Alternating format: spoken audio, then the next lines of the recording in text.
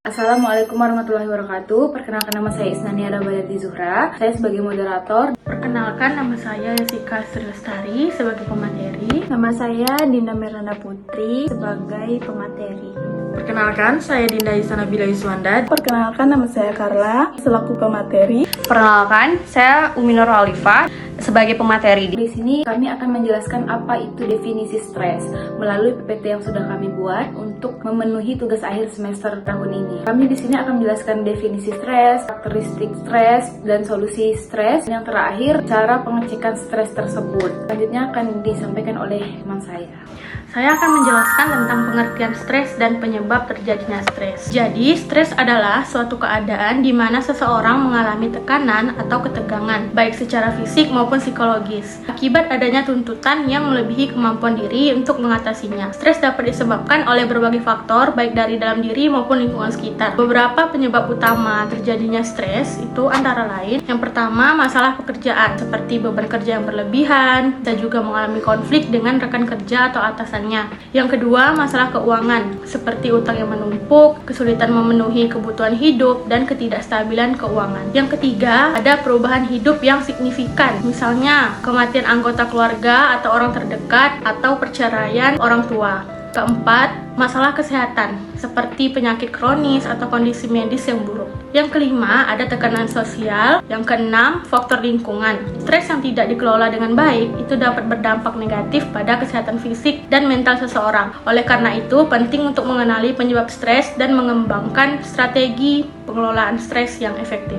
Di sini saya akan menjelaskan beberapa solusi untuk mengatasi stres. Yang pertama, jangan lupa olahraga teratur. Aktivitas fisik dapat membantu mengurangi tingkat stres dengan melepaskan endorfin. Yang kedua, meditasi dan pernafasan dalam. Teknik relaksasi ini membantu menenangkan pikiran. Lalu selanjutnya, tidur yang cukup. Tidur yang baik dapat membantu tubuh dan pikiran pulih dari stres. Makanan yang sehat, nutrisi yang baik dapat mendukung kesehatan mental. Lalu selanjutnya, hobi dan aktivitas. Menghabiskan waktu untuk melakukan hal-hal yang Anda nikmati dapat membantu mengalihkan pikiran dari stres. Sosialisasi, berbicara dengan teman atau keluarga dapat memberikan dukungan emosional. Lalu, konseling atau terapi, bertemu dengan seseorang profesional dapat membantu menemukan cara yang efektif untuk mengatasi stres. Saya akan menjelaskan bagaimana cara mengaplikasikan suatu PowerPoint yang bisa mengukur tingkat stres Anda. Jika membuka poin-poin ini, maka akan timbul halaman awal.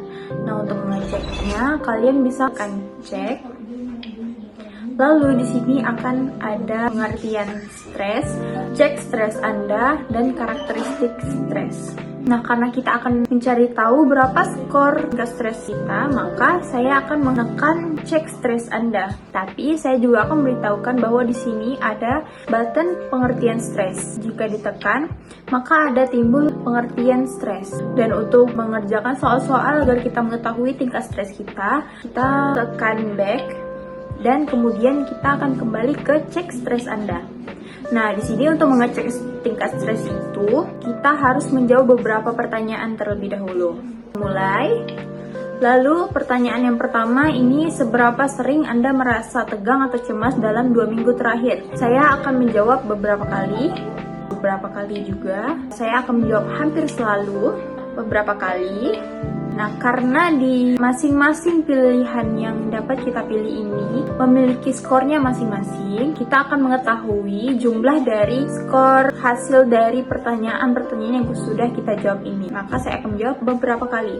Pilihan yang button tidak pernah, ini poinnya 0. Button beberapa kali, ini poinnya 1. Button hampir selalu, ini poinnya 2. Dan button sering, itu skornya 3. Nah, jadi dalam pilihan-pilihan dari jawaban yang kita jawab ini memiliki skor masing-masing. Saya akan menjawab pertanyaan ini dengan beberapa kali. Nah, di sini akan timbul halaman untuk mengetahui total dari skor-skor dari pertanyaan yang sudah kalian jawab.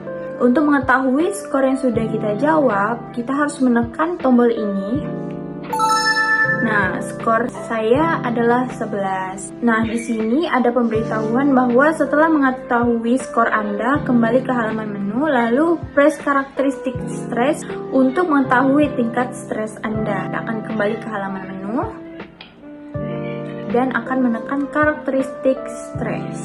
Di sini saya akan menjelaskan tingkat stres berdasarkan skor yang sudah diperoleh. Setelah melakukan pengecekan, Anda akan mendapatkan skor dan melihat tingkat stres Anda berada pada tingkat yang mana. Seperti yang sudah dijelaskan oleh Dinda Miranda tadi, mendapatkan skor 11 berarti di tingkat stres berat. Nah, di sini jika Anda mendapatkan skor 0 sampai 5 berarti Anda berada pada stres ringan. Kemudian jika Anda mendapatkan skor 6 sampai 10 berarti Anda berada pada stres yang ringan. Kemudian terakhir, jika Anda mendapatkan skor 11 sampai 15 berarti Anda berada pada tingkat stres yang berat. Di sini saya akan menjelaskan karakteristik stres.